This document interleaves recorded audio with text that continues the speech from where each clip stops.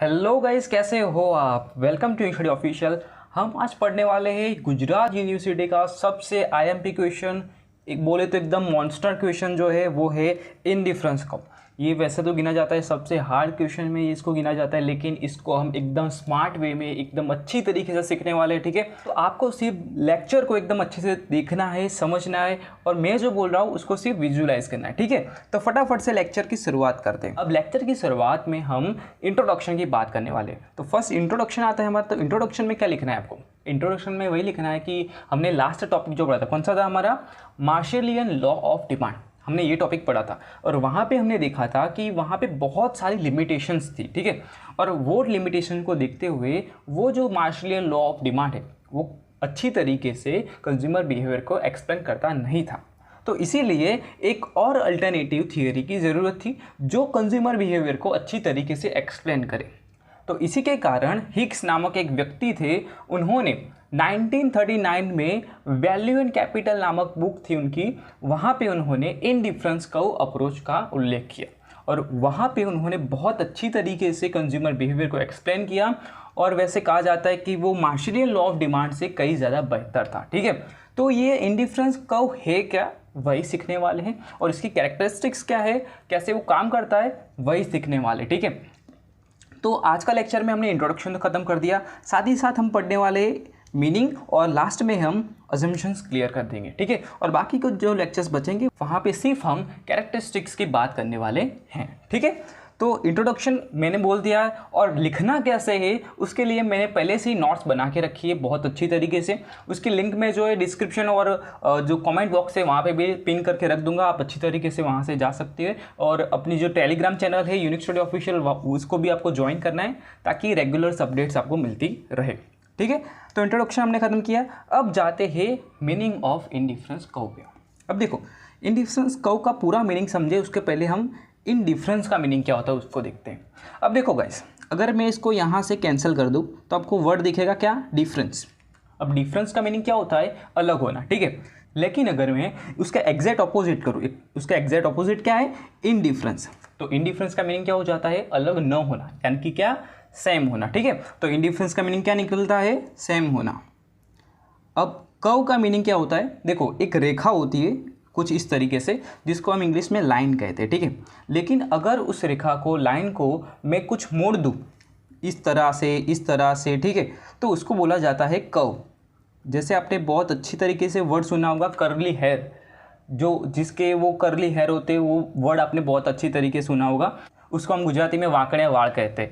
तो वो वर्ड तो आपने अच्छे तरीके से सुना होगा। ठीक है, जो सीधी रेखा होती है उसको हम लाइन कहते हैं, और ये कुछ टेढ़ी मेढ़ी जैसी होती है तो उसको हम बोलते हैं कर्व। ठीक है, अब देखो, अब इनडिफरेंस कर्व का मीनिंग क्या है?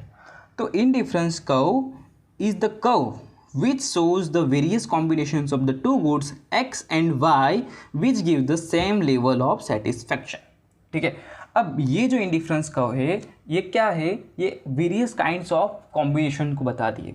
अब देखो, कॉम्बिनेशन का मीनिंग क्या होता है? अब जब आप दो चीज़ साथ में परचेस करते हो तो उसको बोला जाता है कॉम्बिनेशन। ठीक है, तो ये इंडिफरेंस कर्व क्या बताती है? वेरियस काइंड्स ऑफ कॉम्बिनेशंस बताती है, और वो कॉम्बिनेशंस आप अगर कंज्यूम करते हो तो वहाँ पे आपको सेम लेवल ऑफ सेटिस्फेक्शन मिलने वाला है। ठीक है, यहाँ पे एग्जांपल के तौर पे दो गुड्स लिए गए हैं एक्स एंड वाई, लेकिन इसको हम यहाँ पे ना लेते हुए इसको और एक अच्छी तरीके से समझते। ठीक है, ताकि आपका इंडिफरेंस का जो मीनिंग है प्रॉपरली कॉन्सेप्चुअली क्लियर हो जाए। ठीक है, अब इसको समझने के लिए मैं आपको एक एग्जांपल देता हूँ। ठीक है, अब देखो, मैंने आपको एक कॉम्बिनेशन दिया खाने के लिए, कौन सा?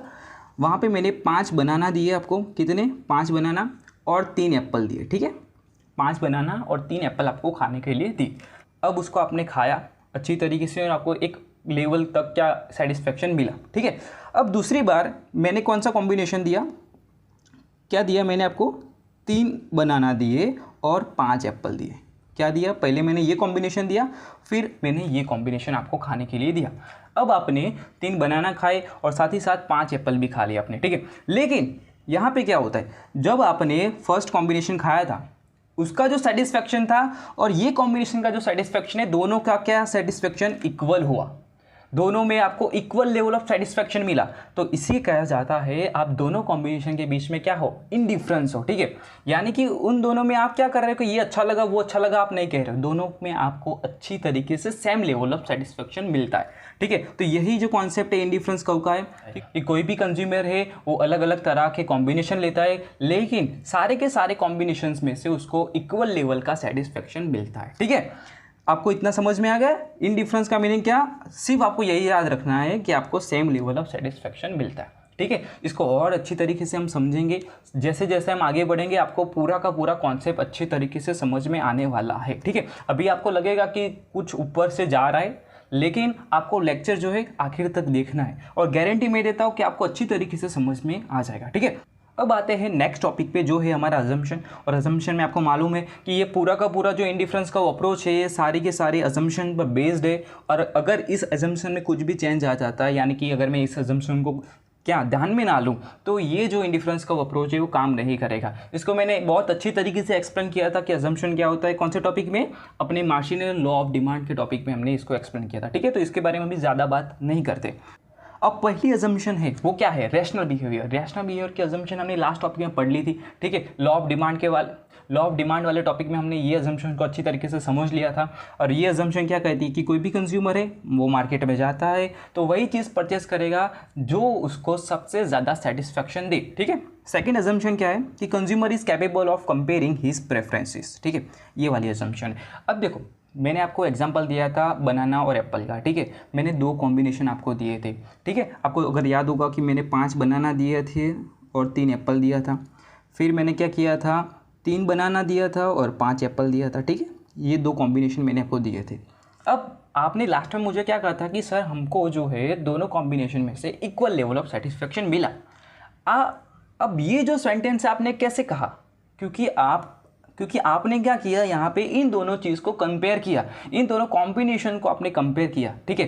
तो ये इसका मतलब क्या निकलता है कि कंज्यूमर है वो दोनों कॉम्बिनेशन को क्या कर सकता है, कंपेयर कर सकता है। उसके पास जितने भी कॉम्बिनेशन होंगे वो सारे के सारे कॉम्बिनेशन को वो कंपेयर कर सकता है, ठीक है।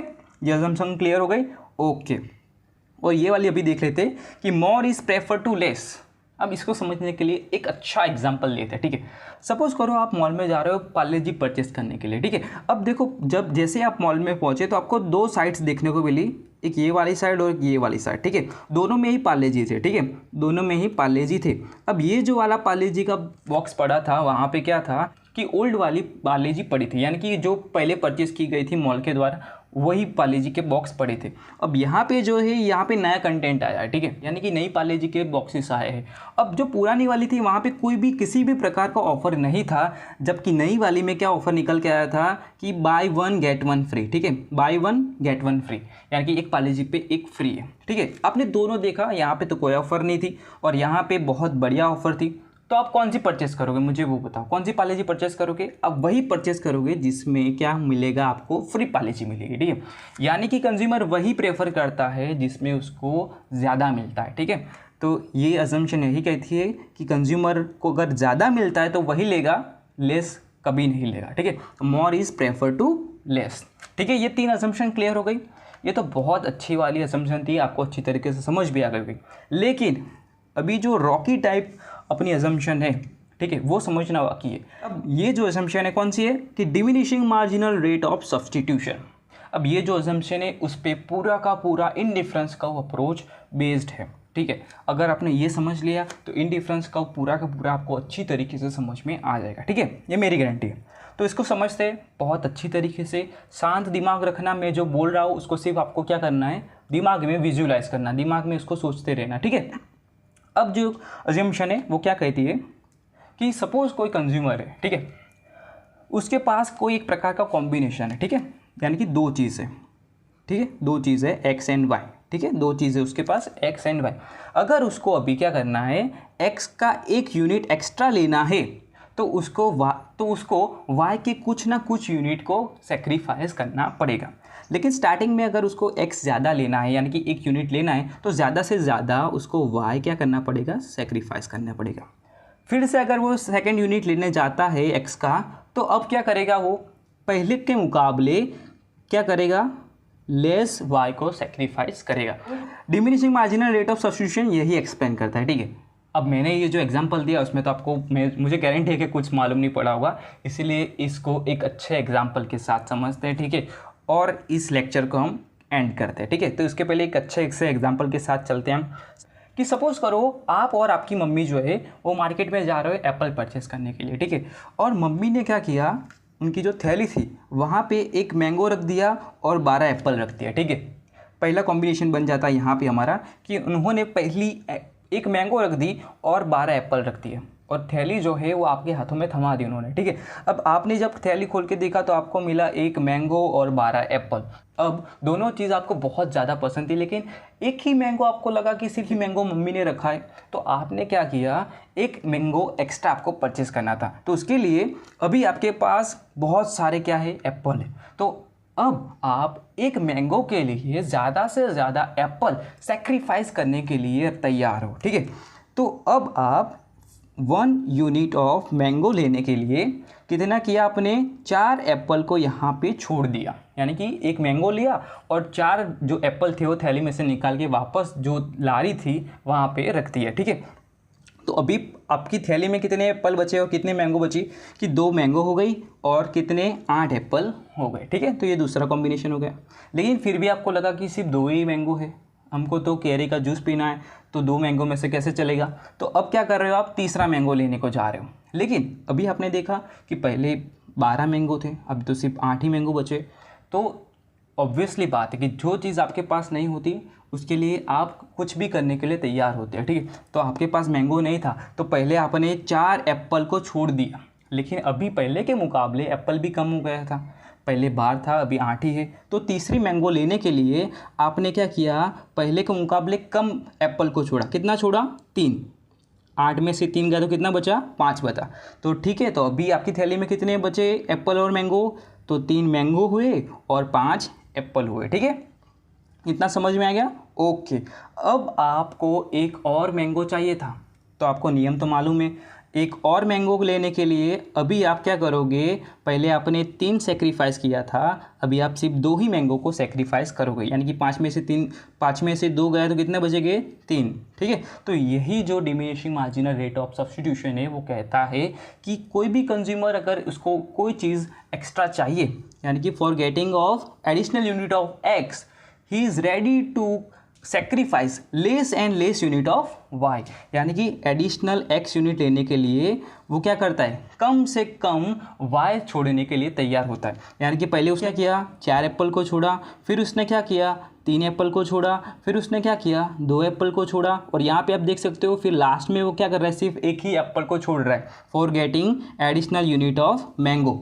आपको पता चल गया, एक एक मैंगो लेने के लिए आप क्या कर रहे हो, कम से कम एप्पल छोड़ने के लिए तैयार हो, ठीक है, पहले के कंपैरिजन में। तो यही है जो law of diminishing marginal rate of substitution कहता है। मैं आशा करता हूँ कि आपको ये जो लॉ है अच्छी तरीके से समझ में आ गया होगा और इसी पे इंडिफरेंस का अप्रोच बेस्ड करता है, ठीक है। अगर आपको ये समझ में आ गया होगा तो बाकी के जो लेक्चर्स होने वाले वो पॉपुलर होने वाले, एकदम ईजी होने वाले, आपको एकदम इजी लगेगा। मैं 100% एक्यूरेटी के साथ कह सकता हूँ कि आपको वो सब इजी लगेंगे, ठीक है। तो मिलते हैं वो सब लेक्चर्स में फिगर के साथ, कैरेक्टरिस्टिक्स के साथ, और तब तक के लिए आपको करना है जलसा, आवजो, बाय बाय।